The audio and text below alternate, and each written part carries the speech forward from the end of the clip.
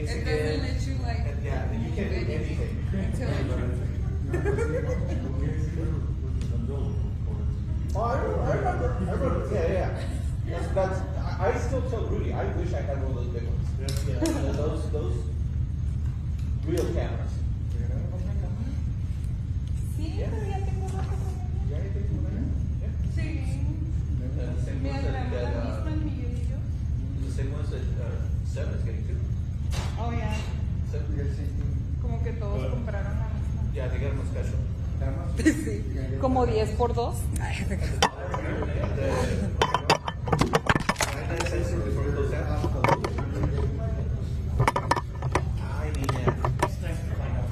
Ey.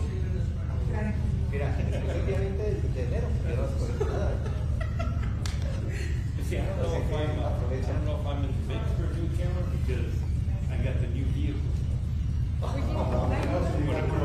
maybe I can be on pause. Or get a hand-me-down, which will still need upgrade.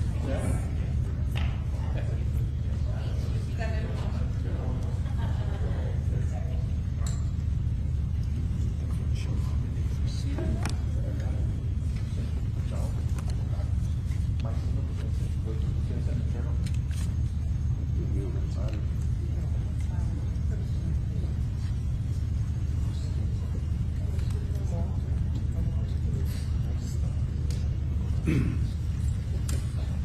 sure? You're the faces.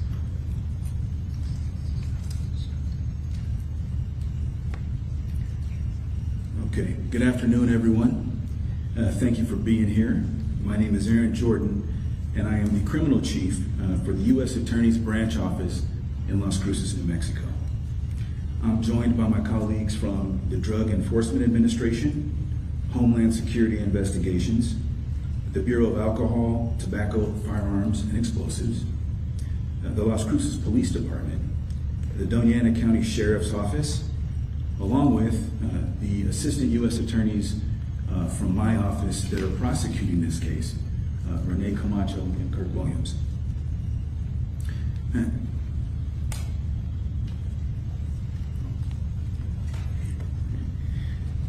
Now, as federal prosecutors, we lead investigations into international drug cartels and major drug trafficking organizations.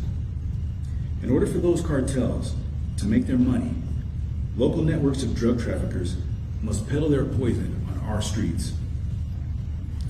When those local networks trade in death and violence, excuse me, when they contribute to overdoses, and when they commit gun crimes, we will focus the substantial weight of the federal government on dismantling, on dismantling their operations. Today, I'm announcing a significant breakthrough in our ongoing fight against drug trafficking in southern New Mexico. After an extensive 18-month investigation, we have engaged in significant enforcement operations against a network of drug and firearms traffickers in Doña Ana County and surrounding areas. Yesterday, federal agents and our local partners executed federal search warrants at 5 properties in Las Cruces. Agents also executed an additional search warrant in Anthony, New Mexico on Monday. During those operations, agents arrested 24 individuals, 16 facing federal charges and 8 facing state charges. During this week's operations, we seized the following: 842 grams of fentanyl, 1,118 grams of methamphetamine, 285 grams of cocaine, 36 grams of psilocybin mushrooms, 400 grams of marijuana, 96 grams of hydrocodone, 13 firearms, and $2,200 in United States currency. During the investigative phase of the case, agents also seized significant additional amounts of fentanyl and methamphetamine, along with multiple firearms.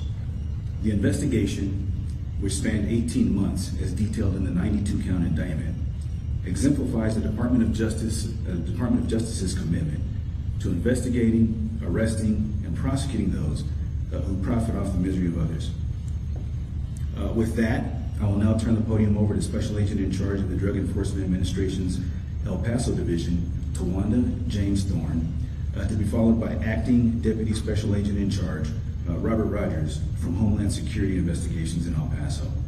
Lead Prosecutor Renee Camacho, SAC James Thorne, and Acting DSAC Rogers will be available for questions after the remarks. Thank you.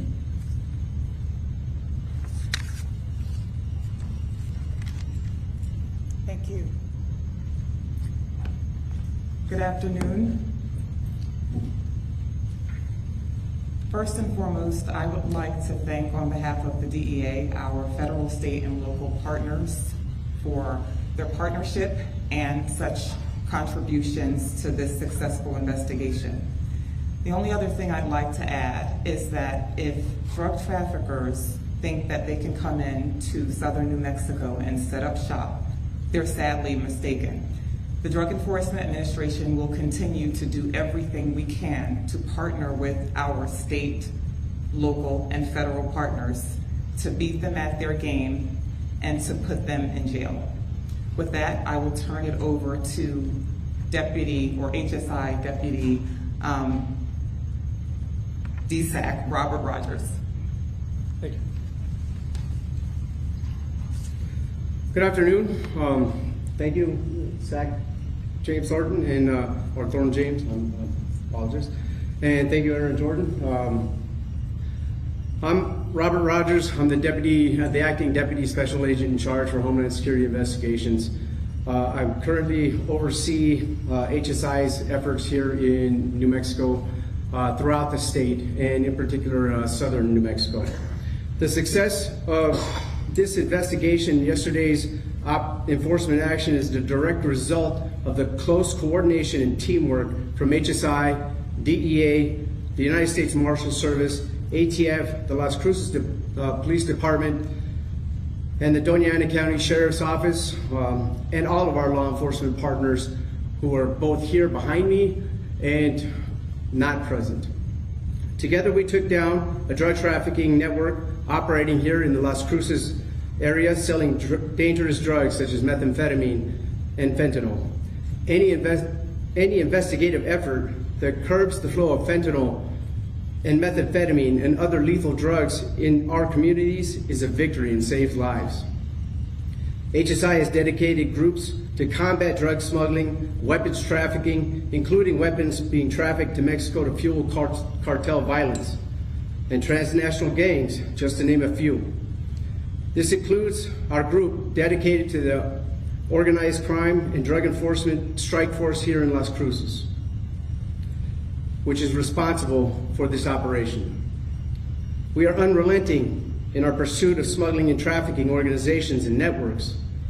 We work side by side with all of our law enforcement partners in southern New Mexico and throughout the state to dismantle these organizations and prevent them from profiting through the poisoning of our communities. As a border state, New Mexico is prime for smuggling activity of all types.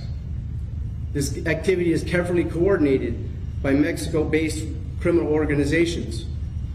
Their members are greedy, opportunistic, and ruthless. This requires a dedicated and unified approach to combating these criminals. And as you can see through this operation and through our partners here today, it is exactly what we strive for in southern New Mexico. Thank you.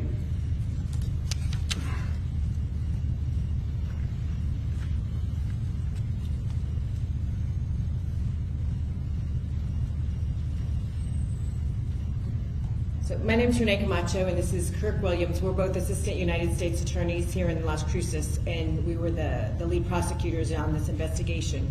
So we, along with the agencies, if you have any questions, would be happy to answer them. Yes, sir. My name is Justin Garcia from the Las Cruces Schools. Can you just kind of share some of the charges that were filed against some of the 24 individuals arrested? Yes, so there was an indictment filed, and this will be attached to the press release, which my office will put out shortly. But there was a main indictment filed that had 92 counts, 14 defendants. They were all drug trafficking charges. Thank you, I'm very short. All drug trafficking charges or firearms charges. And so conspiracy to distribute fentanyl and methamphetamine, actual possession with intent to distribute both of those drugs as well, distribution of those drugs. There were a few firearms charges, felon in possession of a firearm, carrying a firearm during and in relation to a drug trafficking crime. We also did file 2 criminal complaints yesterday, which will be attached as well to the press release. One of those charging possession with intent to distribute methamphetamine, and the other charging maintaining a drug-involved premises. Were these individuals a part of a specific organization, or were they just kind of scattered across? They are part of a drug trafficking organization. It's not necessarily an organization that has a formal name, but they were all working together. How many individuals were involved in this organization? So we charged a total of 16 individuals yesterday, or arrested a total of 16 individuals yesterday who've been charged. Can you share any details just about the process of the 18-month investigation and any kind of breakthroughs that led to the seizures and arrests? It was a wiretap investigation, so it involved many different facets of investigation, as do most of our investigations. You know, the use of confidential informants, undercover agents, but there was a 6-month wiretap investigation, which gave us a great deal of the information. And we also had the assistance not only of the federal agents, but of the Las Cruces Police Department and the Sheriff's Department, and all of their knowledge of the local people in the communities and what was going on to assist with that. Can you give us a little more insight about what the local department's role in assisting the investigation was? It was a number of different ways of support, mostly in terms of intelligence information, what they knew, and in assisting with different facets of the investigation. Do you suspect that this is the end of a specific investigation, or are you continuing efforts to? We're always continuing efforts to investigate. It wouldn't be appropriate to say at this time whether it's really the end of this organization, but with most organizations, certain facets will continue and morph into different things, and we are always striving to continue our investigations to keep sort of cutting off the head of whatever is going on. How important are these partnerships between all levels of law enforcement, local, state, and federal, for these types of hits to organized crime?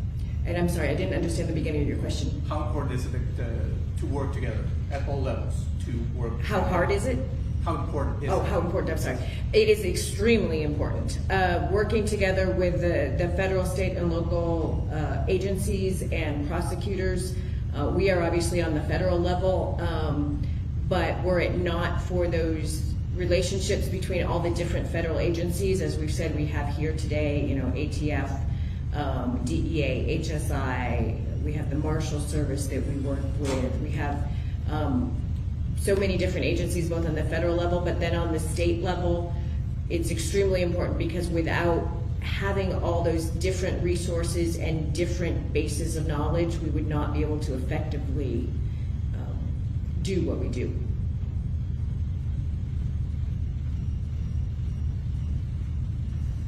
Can we get your name again, please? And if you can spell it for us and your title.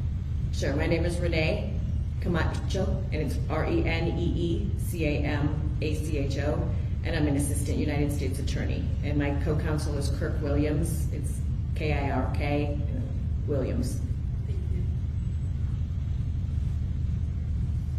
Thank you all. Thank you. We have one more. Oh, yes, ma'am. And when was the network intercepted first? In terms of like the wiretap, in April of this year. But the investigation overall has been going on for about 18 months. Any more questions? Thank you all. Thank you.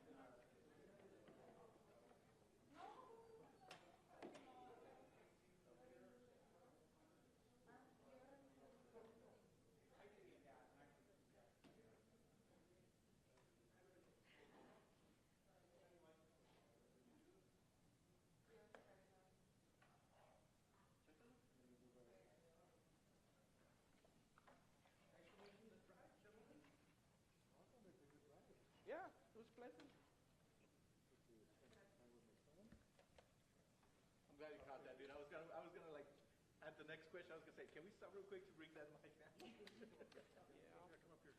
I used to be one of you. Yeah, I was like up behind I the know how to- microphone. I was I didn't want like to go in front very of the, short. in front of the podium either to do it. Oh, sorry. How you been? Not bad, you? Good to see you again.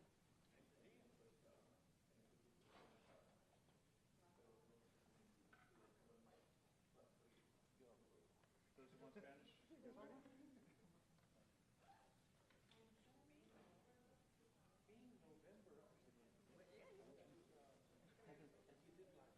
The family Oh, yeah, summit? no. We did it in August. We moved it. No, stand but there. it is- Just stand there. Yeah. No, because we did it in Shiprock, New Mexico.